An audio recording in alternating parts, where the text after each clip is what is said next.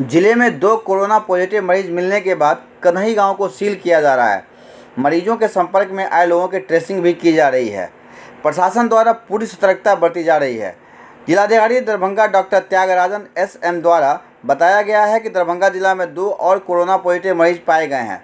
इसमें से एक व्यक्ति दिनांक 5 मई 2020 को मुंबई से आया था और दूसरा व्यक्ति गौराबौड़ाम प्रखंड के कन्हई गाँव का रहने वाला है। इस प्रकार दरभंगा जिले में कोरोना पॉजिटिव मरीजों की संख्या 9 से बढ़कर 11 हो गई है। उन्होंने कहा कि दिनांक 5 मई को मुंबई से आए व्यक्ति में लक्षण दिखने पर उनका सैंपल लिया गया था। जांच में उसके कोरोना पॉजिटिव आने की पुष्टि हुई है। उस व्यक्ति को जिला में आगमन के वक्त ही प्रखंड स्तरीय क्वारंटाइन सेंटर में अलग ठहराया गया था।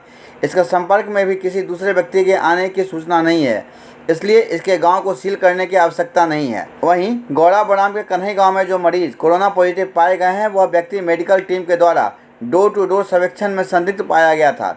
उस व्यक्ति की सैंपल लेकर जांच कराई गई थी, जिसमें उसके कोरोना पॉजिटिव होने की पुष्टि हुई है।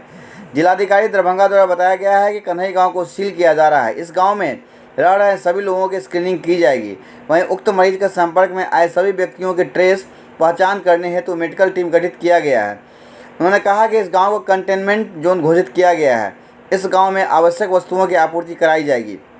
जिलाधिकारी ने कहा है कि किसी भी व्यक्ति को घबराने की जरूरत नहीं है। सभी लोग लॉकडाउन का पालन करें और अपने घर में ही रहें। अत्यावश्यक कार्यवश अगर घर से बाहर निकलें तो हर हमेशा एक दूसरे से सामाजिक दूरी बनाए रखें। यह सभी के लिए अत्यंत आवश्यक है।